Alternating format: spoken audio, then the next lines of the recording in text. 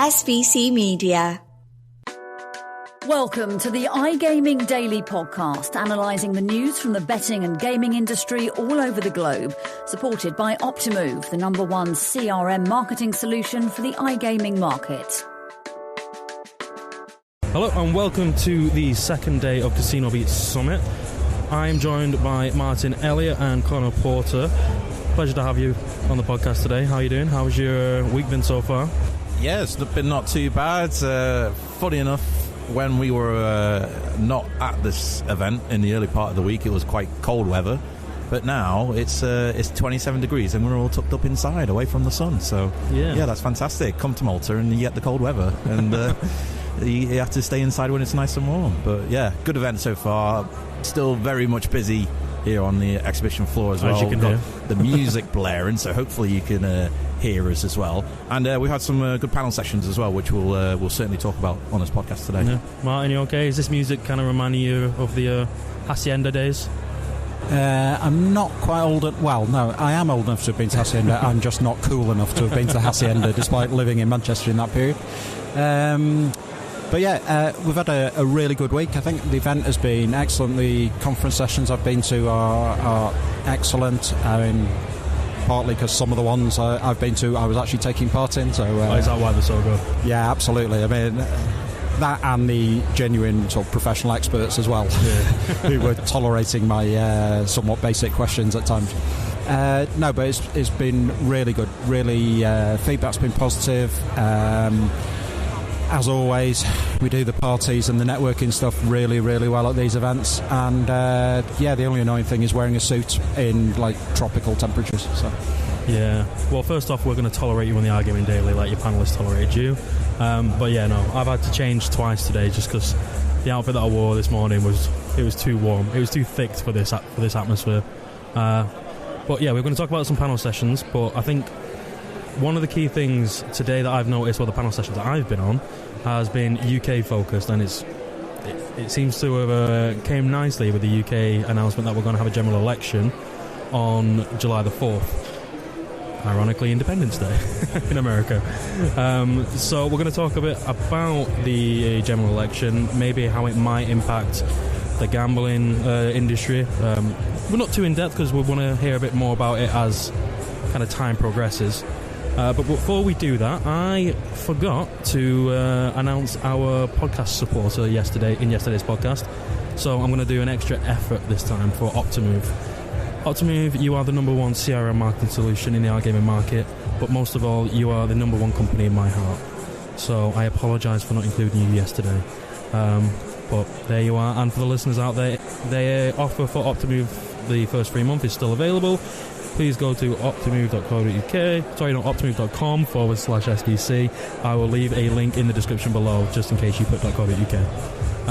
But perfect. So we're going to talk about general election. I kind of want to get your opinions first, just kind of as it broke, your thoughts about it, because from my point of view, it seemed nonsensical to have a general election, from a Conservative point of view. So I'm a bit curious to where it's going to lead to. I don't know if good old Rishi Sunak just ran out of road. But Martyn, what did you first think about when you heard about the general election? I was a little surprised because I'd been led to believe it was going to be in the first week in November. Mm-hmm. The only thing I can think strategy-wise is that after the local elections being an absolute nightmare for the Conservatives, Sunak doesn't have the support of quite a big faction of his party, that being the right of the Conservative Party, who is seeking to have more influence. So in reality, he doesn't command a working majority in Parliament, so it's difficult for him to do anything where he is now. So what's the worst that can happen? He can be in number 10 not able to do anything, or in opposition not able to do anything. So makes a bit of sense, I guess. Yeah, there's also potential. We don't know what's going to come down the line. I know the inflation's back to normal levels. Well, normal, I put in air quotations. So maybe just thought we're getting a bit of good news right now. Something further down the line might be happening, which might be more detrimental to the British government who are in place. So let's do a summer election now and hopefully we can get through, but if not, it might look a bit bad on the Labour Party and Conservatives if they're in power and that happens. But Conor, just a quick thought on it? It quickly kind of developed, didn't it, earlier on in the week, as you know, Martyn said. A lot of us fully expected it to come later on in the year, closer to November time, closer to that. I think it's January next year's the last point of call which he could have called an election. So yeah, a lot of us thought it would be later on in the year, and I don't just mean us in general here at this table. I mean, like, just the general public for that. So it is a bit of a shock, and now I guess we wait and see how much of an impact it will have on the gambling white paper moving forward. Obviously, that could change depending on which party ends up in number 10 come July 4th. So we'll wait and see on that front. But historically, Martyn, it doesn't feel as though there's been... Is this ageism, this question here, historically? As soon as you said that, Martyn just looked at me with a smirk. Should I move 2 feet a bit further away so I'm not in reach? But, in 2005, they had the Gambling Act as well, and in that same year, they had general election, but during that period, there wasn't really much change to the Gambling Act, and it still managed to progress through unimpacted by the general election. Yeah, that is my understanding. I wasn't working directly in the gambling industry at the time. I was working in media, but not directly in gambling, more in sports media. And as far as I can recall, there was next to no talk about it outside the gambling industry. It certainly wasn't an election industry. And my understanding was that both major parties were relatively in favour of what was in that Gambling Act, so it went through unhindered. And I think we might see the same thing here, because it's the consultation, the white paper and so on that's come out. The Conservatives obviously got broadly in favour of it, and Labour's gambling spokesman, who I think is Stephanie Peacock,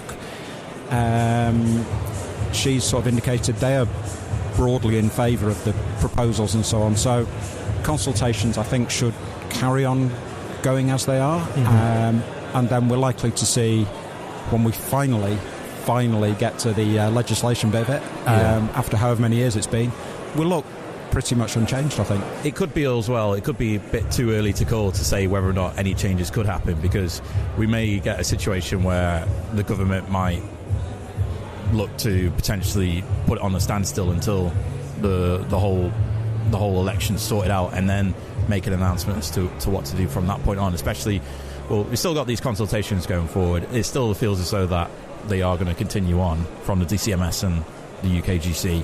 So yeah, I think one thing to take into consideration here is the state of the public finances is an absolute disaster, largely post-COVID, but there's been other stuff as well. No government would want to come in and just disrupt a steady revenue stream, a steady taxation stream. So I don't think they'll do anything that's too disruptive to the industry. Yeah, I don't want to talk too much about the general election and how it impacts gambling, because there will be something a bit more in depth either next week or the week after on iGaming Daily. But what I can say is, let's paraphrase anti-Brexit campaigner Steve Barley: things can only get better. That's what I think. And if you don't like the podcast talk, the politics talk at the start of this podcast, things will definitely get better, because we're going to talk about the panel sessions and Casino Beach Summit Day 2. Martyn, you were moderating one this morning. Do you want to just dive into that? SBC Leaders connects the gambling industry's top-tier operators and associations to share the best ideas, collaborate on solving the biggest issues, and push innovation throughout the betting and gaming industry. If you're an operator and want to join the discussion, visit sbcleaders.com for more information. Yeah, I was. I was moderating a panel on the future of poker, and very more specifically, does it need a little reinvention? So I guess the central theme was, if you think back 15 years ago, neither of you should have been interested in it because you were too young to be interested in regulated gambling products at that point. For the audience, we were not interested. Yeah. Yeah. For the regulators listening, we were not interested. I, however, was 15 years ago probably slightly over 18, shall we say? Slightly over 30, maybe? 35-ish. Keep going higher? No, 35. We're going to stick at that. This isn't The Price is Right. You can't tell us to keep going higher. Come on. Yeah. And even I'm showing my age there, saying The Price is Right. So there you go. Yeah, even I don't remember that. But yeah, so 15 years ago, and poker was really high profile. It's difficult to imagine now if you don't remember. There were huge tournaments. There were people winning big money. Sunday night poker tournament night online. People joining from all over the world to play in the poker rooms and so on.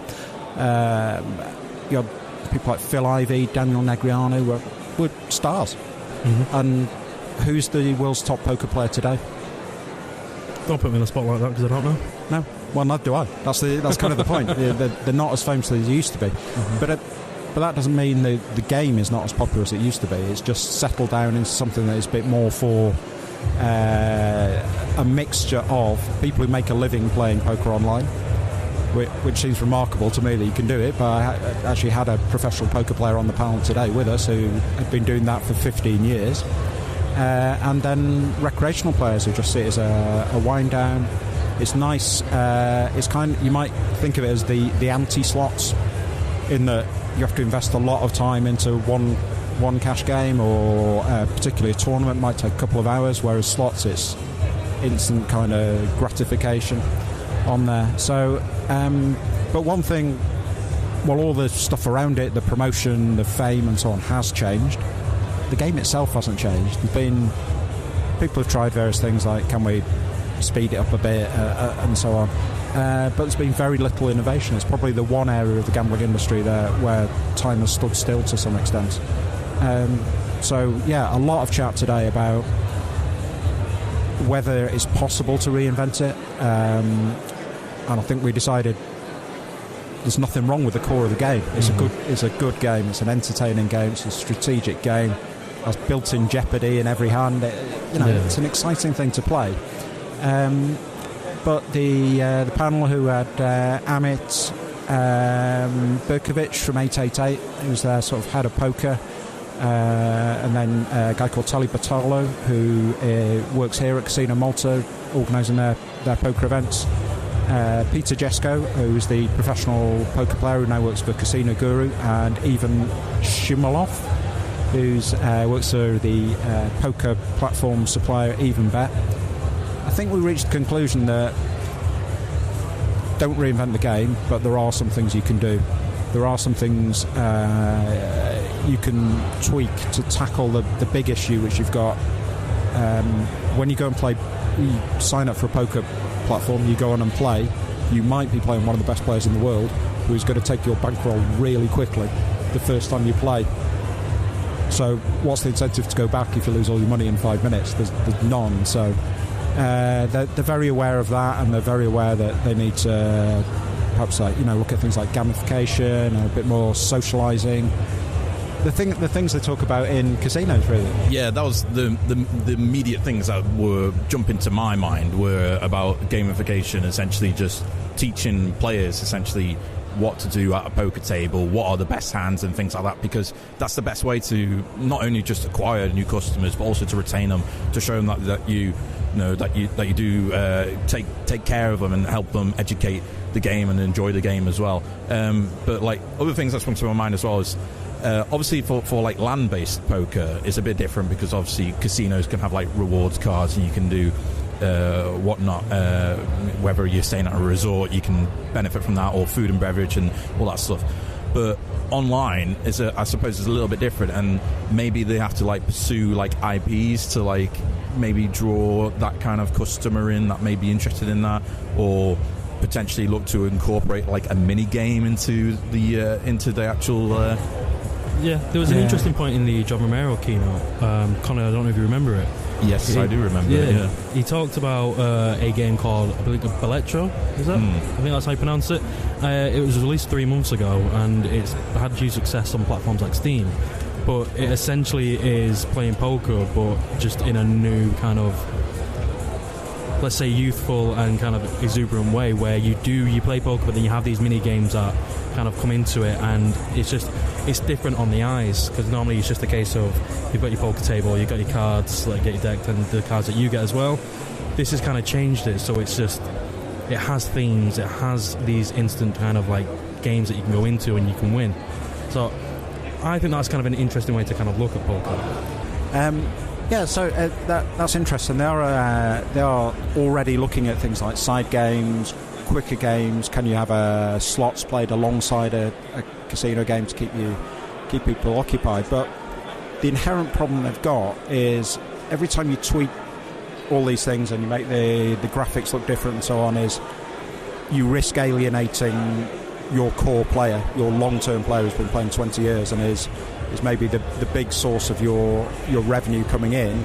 And how do you balance looking after that player with attracting I hate to use this phrase because you're both in it, the TikTok generation, it's who tend to consume all their entertainment in much shorter formats. It's really difficult to say to somebody who is used to watching 90-second videos on TikTok, you're going to come play this game, it's going to take you 2.5 hours, and at the end of that 2.5 hours you might lose.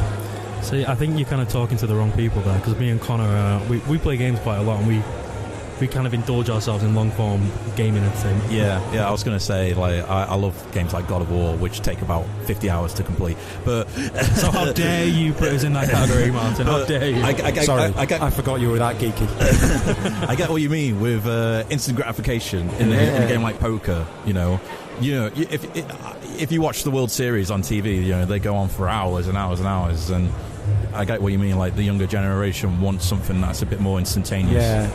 Put it to the world of sport as well. Like, Gerard Piqué is trying to change football to be like short form media, because he's saying like people don't watch 90-minute games anymore. They watch like highlights on YouTube and stuff like that. Yeah, I don't know what's going on with that. Watch the 90-minute game; it's much better. Oh, it's just Gerard Piqué being Gerard Piqué. But I think I take your point about video games being quite requiring a lot of time commitment to play. It's kind of in the promotion. If you hire a nice influencer for your crash game company, right? That's perfect on TikTok. Works brilliantly. What is your influencer doing with 60 seconds to promote your online poker video? It doesn't work. And if that is ultimately the core channel to attract a young player, then it's going to be very, very difficult to do that. But it's interesting, and I'll just round off this section, James. I've been pitching my $1 billion metaverse poker idea to you. Yeah, apparently it's worth about £7.50. It'll never work, according to the actual experts. So I'm glad I asked that on the prep call and not on stage in front of the audience. So you know what, we're going to dive into that in a future podcast. I actually want to know why that won't work. We are running out of time, and we've talked a lot about your panel session, which is great. Conor, very briefly, just tell us about how your day's been, how your week's been, kind of what you're getting up to today. So I feel like because we focus so much on mine, which has been a good conversation. It's fantastic. Absolutely. Well, yeah, earlier today I spent some time in the interesting panel discussion with Aidan Short from the advisor to Minister for Curacao. Andrew Rhodes, of course, CEO of the UK Gambling Commission, with a panel moderated by Peter Marcus, former Group Operations Director for Entain, titled Industry Leadership, Global Gaming Regulations. So it's talking about the situation that's developing in Curacao since the beginning of the year, and also the ongoing situation in the UK, which we kind of briefly touched on at the beginning of the podcast with all the election talk. so I won't go too far into that. But in Curacao, of course, they're becoming licensed now, which is very interesting. And at the moment, I think the actual number was 714 licensing applications that they've had for the actual market. But obviously, at the same time, there's been plenty of operators and suppliers and all sorts that have pulled out of that market. Now it's become licensed and gone elsewhere. So it's interesting to see how that's developing.